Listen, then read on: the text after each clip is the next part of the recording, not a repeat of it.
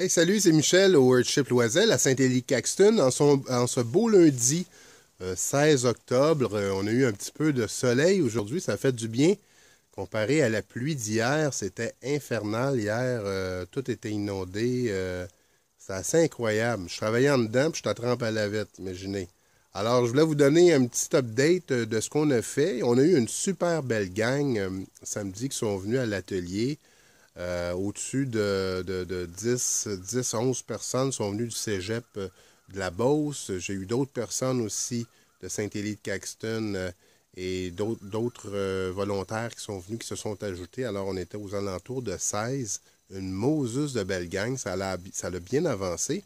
Et ça nous a permis vraiment de pas mal terminer tout ce qui s'appelle cellules botaniques dans la serre.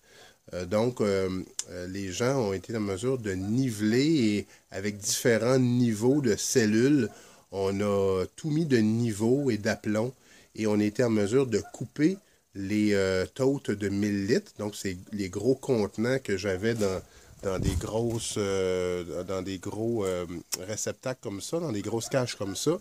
Donc, des totes de transport. Et c'est ce qu'on a utilisé pour faire nos cellules botaniques au lieu d'utiliser le PDM habituel. Donc, ici, ce qu'on peut voir, souvent, les gens, quand je leur parlais de tranchées végétales, ne savaient pas vraiment exactement ce que je disais, ce qui s'en allait avec ces skis dans le bain, avec ces tranchées végétales. Alors ça, ces tranchées-là, ça sert à filtrer l'eau grise. Donc, on voit le gros tuyau ici, là, sur le côté, là, le tuyau 3 pouces.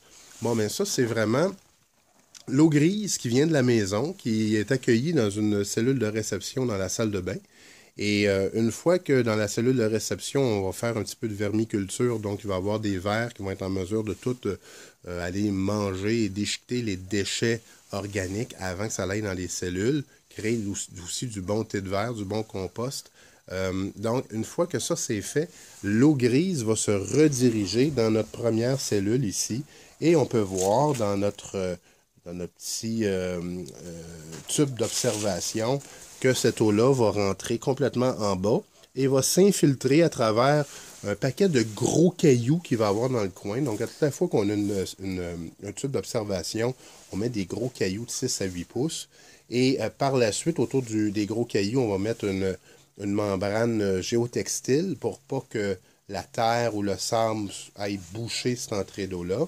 Et on va mettre environ 18 pouces de gravier, du gravat d'environ 3/4 de pouce à 1 pouce, surmonté par la suite d'un 2 à 3 pouces de sable et d'un 12 pouces de terre, dans lequel on va pouvoir planter des choses. Donc, chaque cellule est reliée par un tuyau de 4 pouces ici, qui a tout été siliconé. La job n'est pas encore terminée, il va y avoir une petite couche de silicone supplémentaire.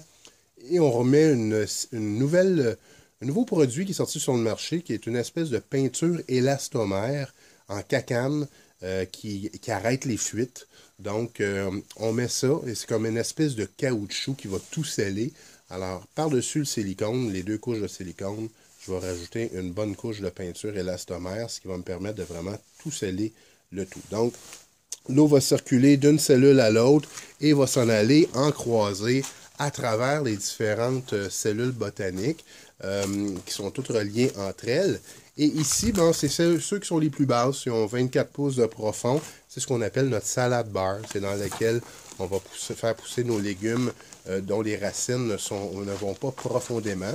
La première cellule ici de 30 pouces. Et étant donné que dans le milieu ici, il y a un gros tote, un autre gros contenant comme ça, mais isolé cette fois-là pour transporter des denrées périssables, qui va servir de récupération. Pas récupération, mais mon panneau de glycol va être branché à ça. Donc, ça va être ma tank à eau chaude finalement. Je vais avoir 1000 litres d'eau chaude qui va avoir été préchauffée par mes panneaux glycol et par mon gros poêle campagnard là, qu'on peut voir ici dans le fond. Là, je viens de rentrer un poêle campagnard en fin de semaine. Donc, on va le rentrer à l'intérieur de ma cuisine ici. Et ça va être relié, il va y avoir des tuyaux aussi qui vont être reliés à ce poêle-là pour chauffer l'eau. Donc, dans ce 1000 litres-là, il fallait que je fasse une petite dérive. Donc, de ce puits d'observation-là, on voit que ça sort. Et en dessous, il y a un autre tuyau qui s'envoie à l'autre cellule de 30 cm, 30 pouces de profondeur. Après ça, 32, 34, 36.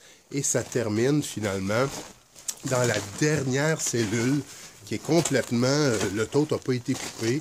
C'est vraiment une cellule ou un contenant complet de presque 40 pouces de profondeur.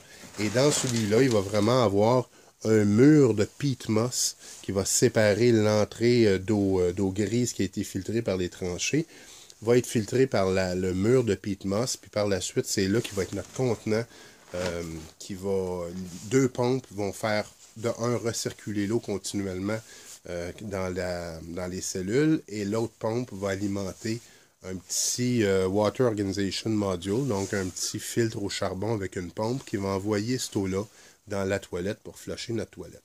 Donc, c'est ce qu'on a fait en fin de semaine, samedi et aujourd'hui, dimanche et lundi. Dimanche, hier, à la pluie, j'ai essayé de bretter ça. J'étais à trempe à la lavette à essayer de faire ça. Et j'ai aussi la bonne humeur de pouvoir dire qu'on a complètement complété notre mur de pneus du côté est avec la gang de samedi. Il reste un petit peu de mortier à mettre entre les pneus et ça va attendre le parement de pierre des champs qui va arriver possiblement au printemps prochain. Pas pour cet hiver, mais à tout de moins, les derniers pneus ont été posés sur le Earthship. Alors, je suis très, très, très content. Dernière petite chose, j'ai commencé à poser les fenêtres. J'ai pas posé les fenêtres aussi rapidement que je pensais, même si je les ai reçus depuis une semaine. Ils sont complètement là-bas, mes thermos, là. Ils attendent d'être posés. J'en ai posé 4. On peut les voir en haut ici. Mais étant donné que la tranchée ici est très accidentée, je ne voulais pas me promener avec des thermos à 150$ chaque, là-dedans, quitte à les échapper et les fêler. Donc, je préférais finir mes cellules botaniques. Et du moment que là, je les ai finis, il me reste un petit peu de plomberie à faire. Je dois poser, dans celui-là, je dois faire passer mon tuyau de 4 pouces d'égout de toilette à travers parce que ma sortie est là. Ça tombait comme ça. J'aurais aimé ça que ça soit à côté, mais bon, j'ai mal planifié ça au début. Donc, il va y avoir un tuyau qui va passer à travers, mais c'est pas bien grave. Et une fois que le tuyau va être passé, ben, cette espèce de tube d'observation va servir aussi de trop-plein. Donc, à 10 pouces en bas du niveau de notre slab, il va y avoir une dérive qui va faire en sorte que quand le niveau de l'eau va arriver à 10 pouces en dessous du plancher, ça va s'en aller automatiquement dans la fosse septique. Donc, on n'aura jamais trop d'eau dans les cellules botaniques. Donc, une fois que ça va être fait, je vais être en mesure de pouvoir commencer à remplir mes cellules botaniques de gravier, de sable et de terre. Et de côté, aussi sur le côté, je vais faire du remplissage avec du sable, ce qui va me donner là, un plancher beaucoup plus stable pour pouvoir commencer à poser du thermos là, sur mes cadrages. Donc ça devrait être fait au courant de la semaine. Je vous dirais possiblement mercredi ou jeudi. Donc, la prochaine vidéo, vous allez voir tout ça fini. Les cellules vont être remplies. Le plancher de la serre va être pas mal fini, égalisé. Il restera juste à couler soit les slabs de béton ou mettre de la roche plate. Je n'ai pas encore décidé. Et possiblement que les vitres vont être posées. Le poêle va être en fonction. Donc, des belles étapes qui se terminent présentement. Et c'est à peu près temps parce que là, la nuit, il commence à faire dans les -1, -2, -3 ici. Et la fifth wheel, ça commence à être... C'est 3 saisons, hein, c'est pas 4 saisons. Ça commence à être frais un petit peu. Alors, j'ai bien hâte de rentrer dans le chip et de me mettre confortable à l'intérieur avec une bonne fournée avec le poêle campagnard dans le tapis.